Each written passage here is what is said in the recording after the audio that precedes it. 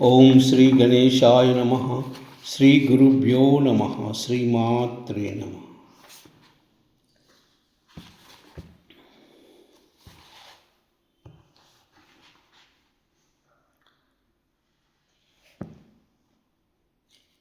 ओम श्रीरुद्रनमकं लघुन्यासम्। अस्य श्रीरुद्रस्य प्रश्नस्य अघोरऋषिः अनुष्टुप् छन्दः संकर्षणमूर्तिस्वरूपो योऽसावादित्य परमपुरुषः स एष रुद्रो देवता। अग्निक्रतुर्च मे मायामिष्टगं शतरुद्रीय च पाभिषेकविनियोगः। ओम नमः शंभवे च अग्निहोत्रात्मने अंगुष्ठाभ्यां नमः। ओम मयो भवे च दर्शपूर्णमासात्मने तर्जनीभ्यां नमः। ओम नमः शंकराय च चातुर्मासात्मने मध्यमाभ्यां नमः। ओम मयस्कराय च निरूढपशुबन्धात्मने अनामिकाभ्यां नमः। ओम नमः शिवाय च ज्योतिष्ठोमात्मने कनिष्ठिकाभ्यां नमः। ओम शिवतराय च सर्वयज्ञकृत्वात्मने करतलकरपृष्ठाभ्यां नमः। ओम नमः शंभवे च अग्निहोत्रात्मने हृदयाय नमः। ओम मयो भवे च दर्शपूर्णमासात्मने शिरसे स्वाहा। ओम नमः शंकराय च शिखायै वौषट्। ओम मयस्कराय च निरूढपशुबन्धात्मने कवचाय हुम्। ओम नमः शिवाय च ज्योतिष्ठोमात्मने नेत्रत्रयाय वौषट्। ओम शिवतराय च सर्वयज्ञकृत्वात्मने अस्त्राय फट्। भूर्भुवस्वरोमिति दिग्बन्धः। ध्यानम् आपातालनभस्थलान्तभुवनब्रह्माण्डमाविस्फुरत् ज्योतिस्फाटिकलिङ्गमौलिविलसत्पूर्णेन्दुवान्तामृतैः।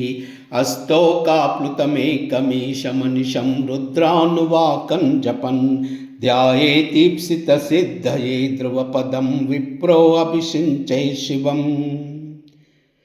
ब्रह्माण्डव्याप्तदेहावसितहिमरुचा भासमाना भुजङ्गैः कण्ठे कालाकपर्दा कलितशशिकला चण्डकोदण्डहस्ताः त्रक्षा रुद्राक्षमाला सुललितपुवपुषा शाम्भवा मूर्तिभेदाः।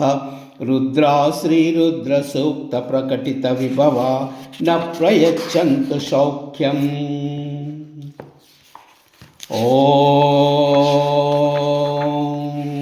संच मे मयश्च मे प्रियंच मे अनुकामश्च मे कामश्च मे सौमनश्च मे भद्रंच मे श्रेयस्य मे वसस्य मे यशस्य मे भगस्य मे द्रविणंच मे एन्ता च मे धर्ता च मे क्षेमश्च मे धृतिश्च मे विश्वंच मे महश्च मे संविच्य मे ज्ञात्रंच मे सूच्च मे प्रसूच्च मे सीरंच मे लयंच मरुतंच मे अमृतंच मे एक्ष्मयंच मे नामयश्च मे जीवातुच्च मे दीर्घायुत्वंच मे अनमित्रंच मे अभयंच मे सुगंच मे शयनंच मे सूचा च मे सुदिनंच मे। ओम शांति शांति शांति। ओम नमो भगवते रुद्राय। ओम नमस्ते रुद्रमन्यवौतोतैषवे नमः। नमस्ते अस्तु धन्वने बाहुभ्यामुतते नमः। यात इषु शिवतमा शिवं बभूवते धनुः शिवा शरव्या यातवतया नो रुद्रमृडया। याते रुद्रशिवा तनूरघोरा पापकाशिनी तया नस्तनुवा शन्तमया गिरिशन्ता विचाकसीः। यामिषुं गिरिशन्तहस्ते बिभर्षस्तवे शिवां गिरित्रतां कुरु माहिगंसि पुरुषं जगत्। शिवेन वचसा त्वा गिरिशाच्चावदामसि यदा नः सर्वमिज्जगदि यक्ष्मगुं सुमना असत्।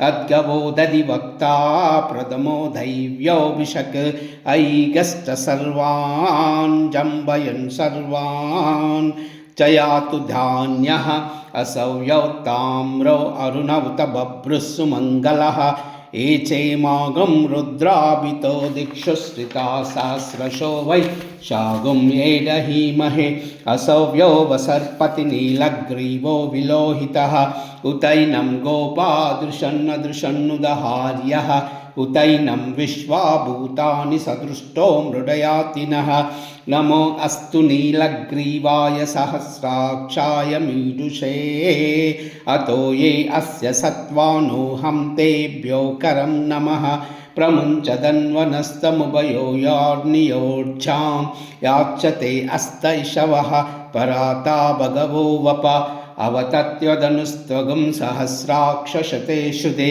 निशीर्य शल्यानामुका शिवो नः सुमना भव विज्जं धनुक्कपर्दिनो विशल्यो बाणवागम् उत अनेशन्नशेषवाबुरस्य निषङ्गतिः या ते हेतिरीडुस्तमहस्ते बभूव ते धनुः तयास्मान् विश्वतः मम क्षयः परिभुजः नमस्ते अश्वायुधाय नातताय धृष्णवे उभाभ्यामुत ते नमो बाहुभ्या तव धन्वने परिते धन्वनो हेतिरस्मान् ऋणक्तु विश्वतः अतो ये इषुदिस्तु वारे अस्मन्निदेहितम् ॐ नमस्ते अस्तु भगवन् विश्वेश्वराय महादेवाय त्रयम्बकाय त्रिपुरान्तकाय त्रिकाग्निकालाय कालाग्निरुद्राय नीलकण्ठाय मृत्युञ्जयाय सर्वेश्वराय सदाशिवाय श्रीमन्महादेवाय नमः। नमो हिरण्यभाववे सेनान्येति शाञ्चपतये नमो नमो वृक्षेभ्यो हरिकेशेभ्यः पशूनां पतये नमो नमः सस्पिञ्जराय द्विषीमते पदीनां पतये नमो नमः बभ्लुषाय विव्याधिने अन्नानां पतये नमो नमो हरिकेशायोपवीतिने पुष्टानां पतये नमो नमः भवस्य हेत्यै जगतां पतये नमो नमो रुद्राय तताविने क्षेत्राणां पतये नमो नमः सूताय हन्त्याय वनानां पतये नमो नमः रोहिताय स्तपतये वृक्षाणां पतये नमो नमः मन्त्रिणे वाणिजाय कक्षाणां पतये नमो नमो भुवन्तये वारिवस्कृता औषधीनां पतये नमो नमो उच्चैघोषाय क्रन्दयते पत्नीनां पतये नमो नमो कृत्स्नवीताय धावते सत्त्वनां पतये नमः नमः सहमानाय विव्याधिन अव्याधिनीनां पतये नमो नमो ककुबाय निषङ्गिने सेनानां पतये नमो नमो निषङ्गिन इषुदमते तस्कराणां पतये नमो नमो वञ्चते परिवञ्चते स्थायूनां पतये नमो नमो निचेरवे परिचराय अरण्यानां पतये नमो नमो सकृभ्याविभ्यो जिगागुं सद्भ्यो मुष्णतां पतये नमो नमो सिमद्भ्यो नक्तञ्चरभ्यः पकृतानां पतये नमो नमो बुष्णीषिने गिरिचराय कुलुञ्चानां पतये नमो नमो इषुमद्भ्यो धन्वाभिभ्यश्च वो नमो नमः आतन्वानेभ्यः प्रतिददानेभ्यश्च वो नमो नमो आयच्छद्भ्यो विश्रुत्वश्च वो नमो नमः सद्भक्षो विदभ्यश्च वो नमो नमः आसीनेभ्यः शयानेभ्यश्च वो नमो नमः स्वपद्यो जाग्रद्भश्च वो नमो नमः तिस्तभ्यो धावद्भश्च वो नमो नमः सभाभ्यः सभापतिभ्यश्च वो नमो नमः अश्वेभ्यो अश्वपतिभ्यश्च वो नमः नमः अव्याधिनीभ्यो विविद्यन्तिभ्यश्च वो नमो नमः उगुणाभ्यः सृगुंहतिभ्यश्च वो नमो नमः कृच्छेभ्यो घृतपतिभ्यश्च वो नमो नमः व्रातेभ्यो व्रातपतिभ्यश्च वो नमो नमः गणेभ्यो गणपतिभ्यश्च वो नमो नमः विरूपेभ्यो विश्वरूपेभ्यश्च वो नमो नमः महद्भ्यः क्षुल्लकेभ्यश्च वो नमो नमः रथेभ्यो रथपतिभ्यश्च वो नमो नमः रथेभ्यो रथपतिभ्यश्च वो नमो नमः सेनाभ्यश्च वो नमो नमः शत्रुभ्यः संग्रहीभ्यश्च वो नमो नमः सक्षभ्यो रथकारेभ्यश्च वो नमो नमः कुलालेभ्यः कर्मारेभ्यश्च वो नमो नमः पुञ्जिष्टेभ्यो निषादेभ्यश्च वो नमो नमः इषुकृद्भ्यो धन्वकृद्भ्यश्च वो नमो नमः मृगयुग्भ्यः श्वनिभ्यश्च वो नमो नमः शभ्यः स्वपत्तिभ्यश्च वो नमः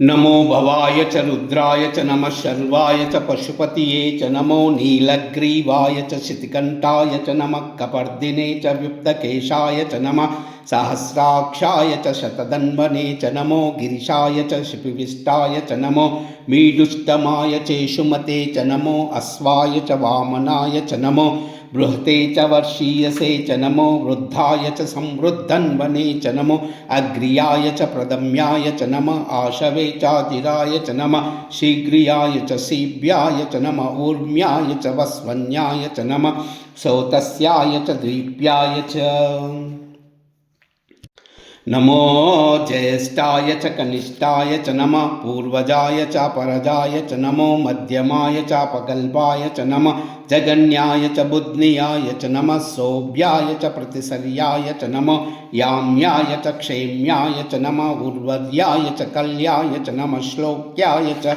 वस्वन्याय च नमो वन्याय च कक्ष्याय च नमः श्रवाय च प्रतिश्रवाय च नमो आशुचैनाय च चाशुरताय च नमः शूराय च वबिन्दते च नमो वर्मिने च वरूदिने च नमो बिल्विने च कवचिने च नमः श्रुताय च श्रुतसेनाय च नमो दुन्दुभ्याय च हनन्याय च नमः धृष्णवे च प्रमुषाय च नमो धूताय च प्रहिताय च नमो निशिङ्गने चैषुदमते च नमो तीक्ष्णेनवे चायुधने च नमः स्वायुधाय च सदन्वने च नमः स्तुत्याय च पत्याय च नमः काट्याय च नीप्याय च नमः सूद्याय च सरस्याय च नमो नाद्याय च वैशन्ताय च नमः कूप्याय च भट्ट्याय च नमः वर्ष्याय च नमो मेघ्याय च विद्युत्याय च नमः ईद्रियाय च तप्याय च नमो वात्याय च रेश्मियाय च नमो वास्तव्याय च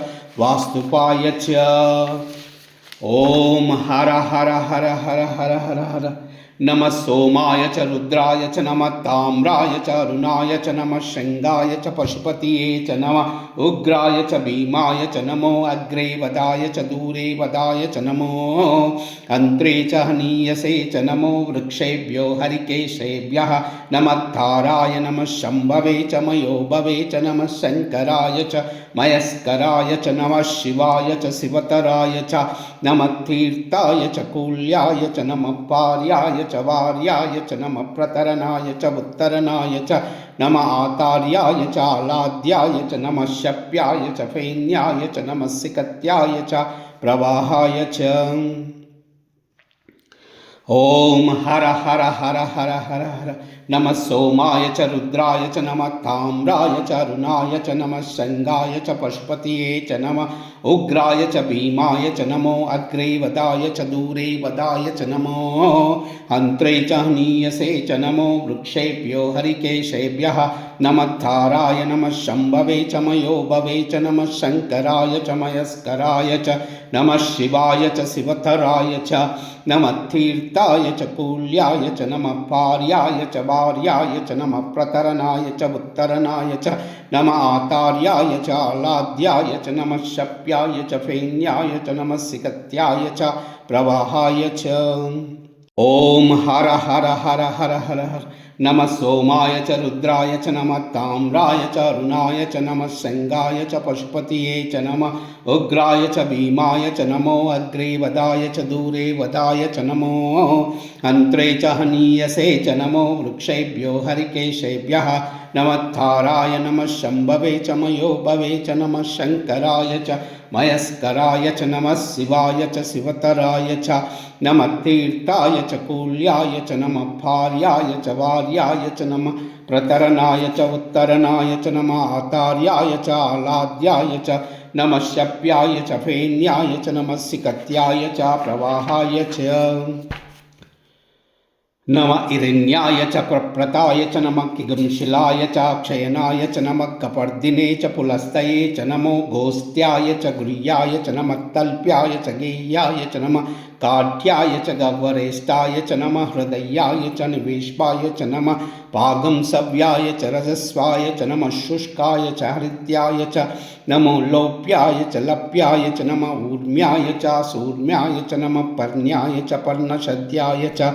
नमो पगुरमनाय च बिङ्गते त नमो अक्कितते त प्रक्कितते त नमो वरिकेभ्यो देवानां हृदयेभ्यो नमो विच्छिन्नकेभ्यो नमो विचिन्नकेभ्यो नमो आनिरतेभ्यो नमो आमिवत्केभ्यः द्रापे अंधसत्पते दरिद्रन्नीललोहिता येषां पुरुषाणां येषां पशूनां माभेर्मा रोमा येषां किञ्चना ममत् या ते रुद्रशिवा तनु शिवा विश्वाह भेषजी शिवा रुद्रश्च भेषजी तया नो मृडजीवसे इमागं रुद्राय तपसे कपर्दिने क्षयद्वीराय प्रभरामहे मतिं यदा नः समतद्विपदे चतुष्पदे विश्वं पुष्टं ग्रामे अस्मिन्ननातुरं मृडानो रुद्रोतनो मयस्य तद्वीराय नमसा विधेमते यच्चञ्चयोच्च मनुराजे पिता तदश्यामत्तदरुद्रौ प्रणीतौ बाणो महन्तं मुतमानो अर्भकं बाणो उक्षितं मुतमानो उक्षितं मानो वदी पितरं मोतमातरं प्रियामानो स्तनुवो रुद्ररीरिषः मानो सौते तनयो मानो आयुष्मानु गोषुमानु अश्वेषु रीरिषः वीरान् मानो रुद्रभामितो वदीर अविस्मतो नमसा विधेमते आरात्ने गोग्नवतपूरुषक्षयद्वीराय सुम्नमस्ते अस्तु रक्षाचनो अदितचैव बृहाद्याः गर्तसदं युवानं मृगन्न भीममुपहत्नुमुग्रं मृडा चरित्रे रुद्रस्तवानो अन्यन्ते अस्मिन्निव पन्तु सेना परिणो रुद्रस्य हेतिरुनक्तपरित्वेषय दुर्मतिरगायोः अवस्थिरामगवद्भस्तमनुष्यमीडुस्तोक्ताय तनयाय मृडया मीडुष्टमशिवतमा शिवो नः सुमना भवा परमे वृक्षायुधन्निधानकृत्तिं वसान आचर पिनाकं बिभ्रदागैः विकिरितविलोहित नमस्ते अस्तु भगवः यास्ते सहस्रगुं योतयोन्मन्मिव पन्तु ताः सहस्राणि सहस्रदा भावुस्तोवेतयः तासामीशानो भगवा पराचीनामुखाकृदी सहस्राणि सहस्रशो यो रुद्रादिभूम्यां तेषागुं सहस्रयोजने वदन्वानि तन्मसि अस्मिन् महदर्णवे अन्तरिक्षे भवादि नीलग्रीवा शितिकण्ठा शर्वा अथ क्षमाचराः नीलग्रीवा शितिकण्ठा दिवगुं रुद्रा उपश्रिताः ये वृक्षेषु सस्पिञ्जरा नीलग्रीवा विलोहिताः ये भूतानामधिपतयो विक्षिता कपर्दिनः ये अन्येषु विविद्यन्ति पात्रेषु पिबतो जनान् ये पदां पदि रक्षय ऐलवृदाय व्युदः ये तीर्थानि प्रचरन्ति श्रुकावन्तो निशिङ्गिनः एतावातश्च भूयागं सच्च दिशो रुद्रावितस्तिरे तेषागुं सहस्रयोजने वदन्वानि तन्मसि नमो रुद्रेभ्यो ये पृथिव्यां ये अन्तरिक्षे ये दिवि येषामन्नं वातो वर्षमिषस्तेभ्यो दश प्राचीर्दश दक्षिणा दश प्रतीचीर्दशोदुचीर्दशोर्ध्वास्तेभ्यो नमस्ते नो मृडयन्तु ते यं दुष्मो यच्च नो द्वेष्टि तं वोचं वेदधामि त्र्यम्बकम् अजामहे सुगन्धिं पुष्टिवर्धनम् उर्वारुकमिव बन्धना मृत्योर्मोक्षीयमामृता यो रुद्रो अग्नो यो अप्सुय ओषधीषु यो रुद्रो विश्वा भुवनान विशेष तस्मै रुद्राय नमो अस्तु तमुष्टह्यस्विषुत्सुधन्वा यो विश्वस्य क्षयति भेषजस्य इक्ष्वामहे सौ मनसाय रुद्रं नमोभिर्देवमसुरं दुवस्ता अयं मे अस्तो अयं मे भगवान् अयं मे भगवोत्तरः अयं मे विश्वभेषजं शिवाभिमर्शना एते सहस्रमयुतं पाशा मृत्योमर्ताय हन्तवे तान् यज्ञस्य मायया ये सर्वान् यजामहे मृत्यवे स्वाहा मृत्यवे स्वाहा। ॐ नमो भगवते रुद्राय विष्णवे मृत्युर्मे पाहि प्राणानां ग्रन्थिरसि रुद्रो मा विशान्तकः तेनान्यप्यायस्य नमो रुद्राय विष्णवे मृत्युर्मे पाहि सदाशिवो।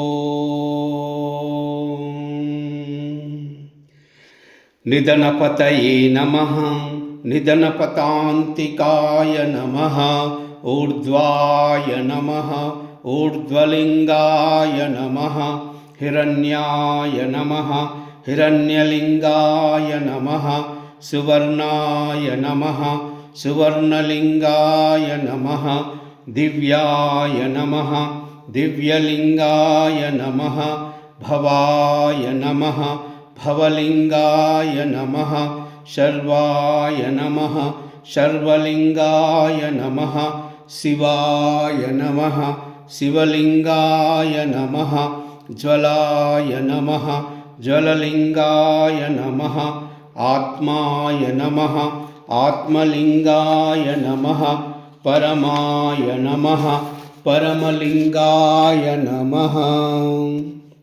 वन्दे शम्भुम् उमापतिं सुरगुरुं वन्दे जगत्कारणं वन्दे पन्नगभूषणं मृगधरं वन्दे पशूनां पतिं वन्दे सूर्यशशाङ्कवह्निनयनं वन्दे मुकुन्दप्रियं वन्दे भक्तजनाश्रयं च वरदं वन्दे शिवं शङ्करम्।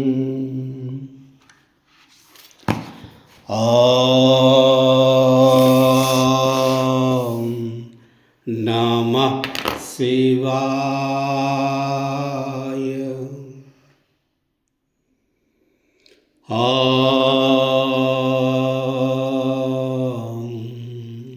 नमः शिवाय।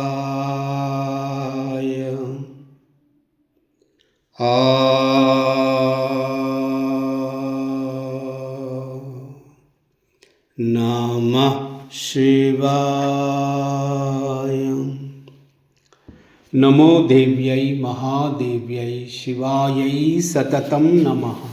नमः प्रकृत्यै भद्रायै नियता प्रणता स्मृताम्। दृशाद्रागीयस्या दरदलितनीलोत्पलरुचा दवीयांशुं दीनं स्नपय कृपया मामपि शिवे। अनेनायं धन्यो भवति न च ते हानिर्यता वने वा हर्मे वा समकरनिपातो हिमकरः। दृशाद्रागीयस्या दरदलितनीलोत्पलरुचा दवीयांशुं दीनं स्नपय कृपया मामपि शिवे।